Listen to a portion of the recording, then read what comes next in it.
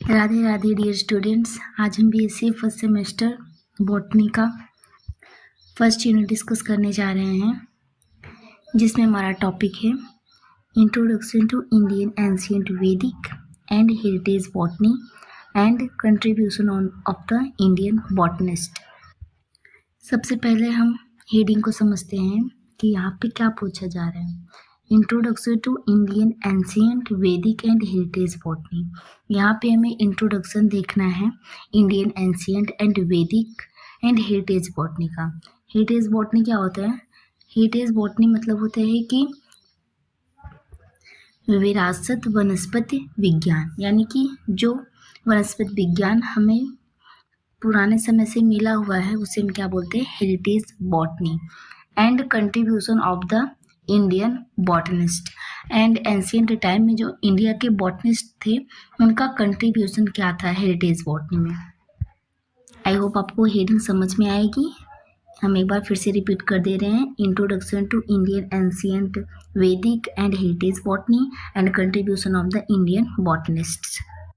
Topic में हम heritage botany को स्टडी करेंगे और यह देखेंगे कि जो एंशिएंट टाइम में साइंटिस्ट थे उनका कंट्रीब्यूशन क्या था बॉटनी में, कौन कौन से साइंटिस्ट थे एंड उनका कंट्रीब्यूशन क्या था। So let's start with the first point. First point है हमारा इंडियन वैदिक and heritage botany associated with the ancient knowledge of Vedas. जो हमारी एंशिएंट हेरिटेज बॉटनी है वो किससे एसोसिएटेड है, किससे जुड़ी हुई है? Ancient knowledge of Vedas, Vedas के नॉलेज से जुड़ी हुई है। It describes the understanding of plant and their properties, including their use in medicine, agriculture and daily life. और यह हमें एक अंडरस्टैंडिंग प्रोवाइड करती है प्लांट्स के बारे में, उनकी प्रॉपर्टीज़ को बताती है और उसके यूज़ के बारे में बताती है in the field of medicine, agriculture and daily life. This knowledge was passed down through generation and is evident in ancient scriptures like Rigved, Atharved, Yajurved, which classified plants based on their morphology, medicinal properties and their characteristics. तो हमारा जो ancient knowledge है वो generation to generation क्या करता है? पास करता है, जिसके एविडेंस हमें एंशियंट स्क्रिप्चर्स मीन्स पुराने धर्म ग्रंथों में देखने को मिलते हैं। कौन कौन से धर्म ग्रंथ हैं? ऋग्वेद, अथर्ववेद, यजुर्वेद, ये सब हमारे क्या हैं? एंशियंट स्क्रिप्चर्स हैं। Which classifies plants based on their morphology, medicinal properties and other characteristics. जो प्लांट्स को उनकी morphology, medical properties and other characteristics के बेसिस पे क्या करते हैं? क्लासिफाइड करते हैं। मॉर्फोलॉजी का मतलब होता है किसी भी ऑर्गेनिज्म का एक्सटर्नल अपीयरेंस। नेक्स्ट पॉइंट है हमारा the most frequently mentioned plant in the Rigveda or later Samhita is the Soma plant. तो सबसे ज़्यादा मेंशन्ड या उल्लेखनीय प्लांट हमारे वेदों में या संहिता में क्या है? तो सोम प्लांट है।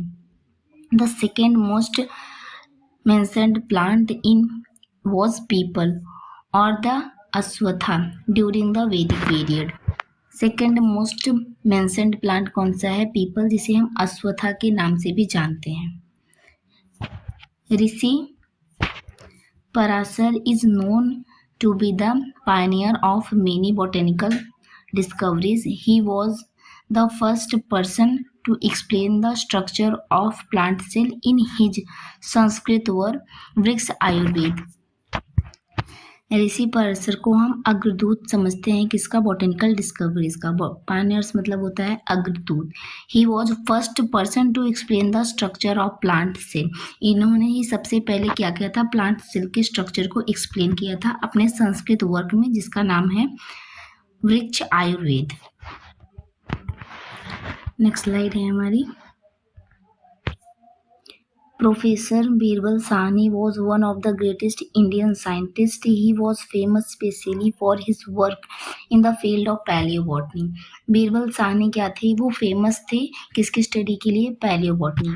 अब पैलियोबॉटनी क्या होता है? पैलियोबॉटनी होता है स्टडी ऑफ फॉसिल्स। किसकी? फॉसिल्स की स्टडी को हम पैलियोबॉटनी कहते हैं।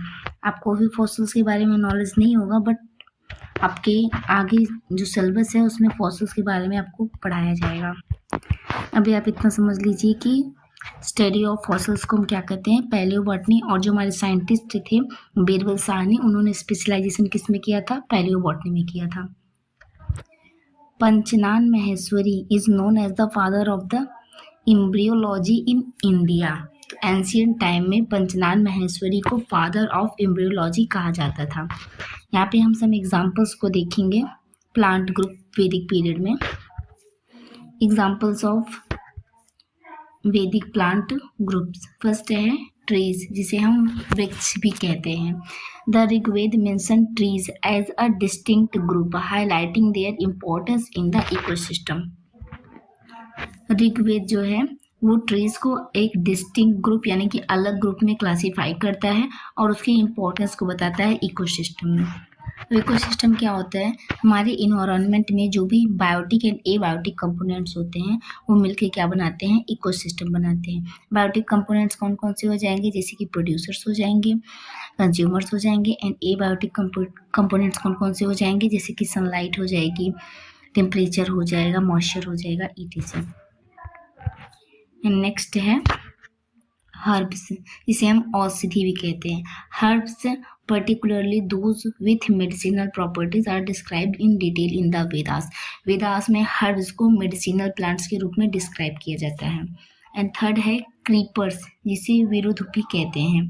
Creepers are another category of plants with some being used for medicinal और अदर पर्पस। तो क्रीपर्स ऐसे प्लांट्स होते हैं जो मेडिसिनल या अदर पर्पसेस के लिए यूज किए जाते हैं। क्रीपर्स लाइक प्लांट जो कि क्या करते हैं, जमीन पे ऐसे फ्लोट करते हुए आगे बढ़ते हैं, उन्हें हम क्या कहते हैं, क्रीपर्स कहते हैं। तो ये ओवरऑल हमारा टॉपिक कंप्लीट हुआ। आइए एक बार इसका क्विक रिवीजन कर लेते हैं। इंडियन वैदिक and heritage botany associated with the ancient knowledge of the Vedas. जो हमारी इंडियन वैदिक एंड हेरिटेज बॉटनी है वो किससे एसोसिएटेड है, ancient knowledge of the Vedas. It describes the understanding of plant and their properties, including their use in medicinal, agriculture and daily life. जो हमें basic understanding provide करती है about plants and their properties के बारे में भी बताती है और उसके यूज़ को भी एक्सप्लेन करती है मेडिसिन के फील्ड में, एग्रीकल्चर के फील्ड में एंड डेली लाइफ में। This knowledge was passed down through generations and evidence in ancient scriptures like Rigved, Atharved, Yajurved, which classified plants based on morphology, medicinal properties and other characteristics. जो ancient knowledge है वो generation to generation pass होता है, जिसका evidence हमें ancient scriptures यानी कि पुराने धर्म ग्रंथों में देखने को मिलता है, लाइक ऋग्वेद, अथर्ववेद, यजुर्वेद, जो कि क्लासीफाइड करता है प्लांट्स को on the basis of morphology, medicinal properties and other characteristics. The most frequently mentioned plant in the Rigved and later Samhita is Som plant. The second most mentioned plant was peepal or the Aswatha during the Vedic period. Rishi Parashar is known to be the pioneer of the many botanical discoveries. He was the first person to explain the structure of the plant cell in his Sanskrit work Vriksha Ayurveda. Professor Birbal Sahni was one of the greatest Indian scientists. He was famous especially for his work in the field of paleobotany. Paleobotany is the study of fossils. Panchnan Maheshwari is known as the father of the plant embryology in India. Examples of Vedic plant groups. First है trees, herbs and creepers. Trees क्या है? The Rigved mentioned trees as a distinct group, highlighting their importance in the ecosystem.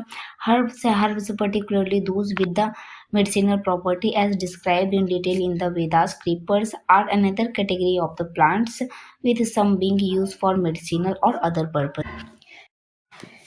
I hope so आप सबको ये topic पसंद आया होगा and easily understandable भी होगा। इस चैनल पे आपको botany, zoology, chemistry first semester की सभी क्लासेस प्रोवाइड की जाएंगी। सो चैनल को लाइक, सब्सक्राइब एंड शेयर कर लीजिएगा। Thank you all students. Radhe Radhe.